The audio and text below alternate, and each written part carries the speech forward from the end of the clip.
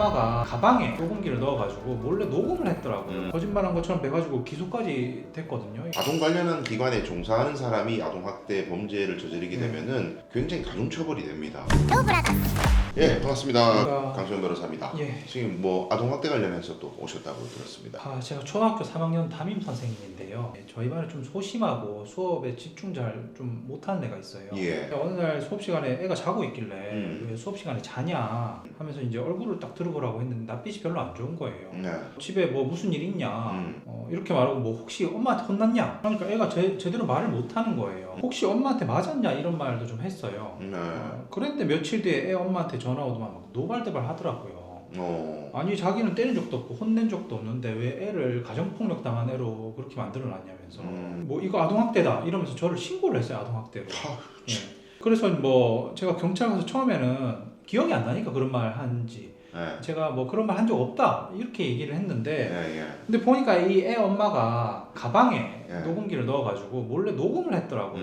그래서 제가 말한 게 다 녹음이 돼 있더라고요. 예. 그것 때문에 이제 제가 거짓말 한 게 됐잖아요. 예. 거짓말 한 것처럼 돼가지고 기소까지 됐거든요. 이게 너무 억울해서 변호사님 좀 찾게 됐습니다.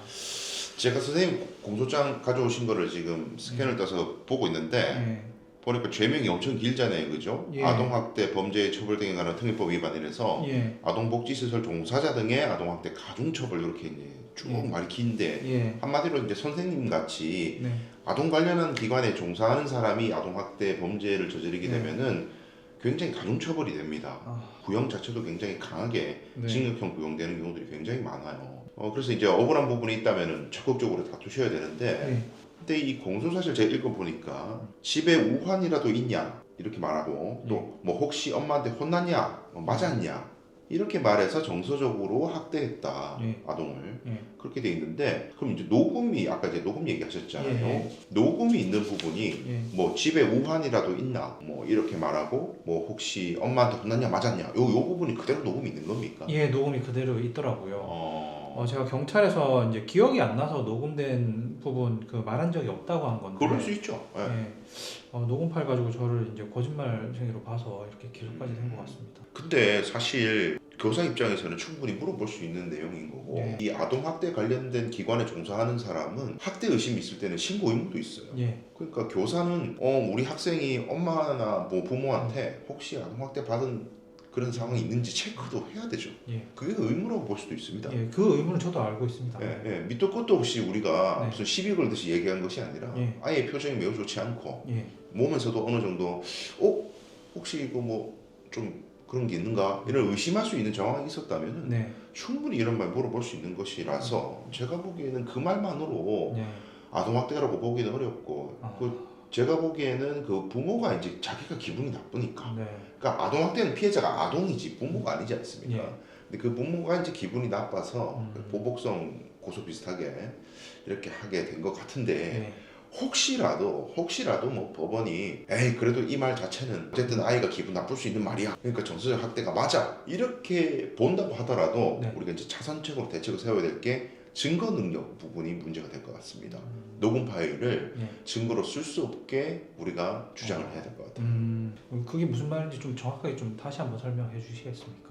그 한마디로 이제 그 녹음 파일 자체가 불법 증거다. 그러니까 위법 수집 증거라고 합니다. 정식 명칭은. 그러니까 우리 통신비밀보호법이 이제 공개가 안 된 있는 다른 사람들 사이에서의 대화를 갖다가 몰래 녹음을 하면은 그 자체를 처벌하도록 하고 처벌을 넘어서서 그 녹음 파일은 증거로 못 쓰게 딱 규정이 돼 있어요. 수업 시간은 물론 선생님이 학생들을 모아놓고 하는 말이지만은 근데 그건 공개되지 않은 공간으로 우리 법원이 보고 있습니다. 교실은. 수업 시간에 아무나 들락날락 할 수 있는 게 아니죠. 이 녹음의 주체는 아동이 아니라 학부모잖아요. 학부모가 녹음기를 넣은 거기 때문에 학부모는 지금 현재 수업에 참여하고 있는 사람이 아니죠. 그 대화에 참여하고 있지 않은 사람이에요. 그러니까 이건 몰래 녹음한 게 성립이 돼요. 다른 사람 간의 대화를. 통신비밀보호법이 규정하고 있는 이제 금지된 행위에 해당되고 증거 능력도 없다. 그렇게 볼 수 있습니다. 이게 같은 취지로 대법원 판결도 이미 나와서 똑같이 학생에 대해서 이렇게 학대 의혹이 있었던 선생님이 증거 능력 없는 것 때문에 무죄 받은 사람들이 발견되고 있어요. 아니 근데 제가 최근에 뭐 웹툰 작가 관련해서 똑같은 행위했는데 그 녹음 파일이 증거로 사용돼서 교사가 유죄 선고받았다는 기사를 봤거든요. 아, 조민 씨 사례 말씀하시는 예. 그죠. 근데 그 부분이 왜 그런 판단이 됐었냐면은 일단은 이제 피해 아동이 이제 장애가 있는 아동이기 때문에 그 사안에서는 선생님하고 대화를 할 수 있는 수준인지 아닌지 이걸 체크를 했던 것 같습니다, 법원이.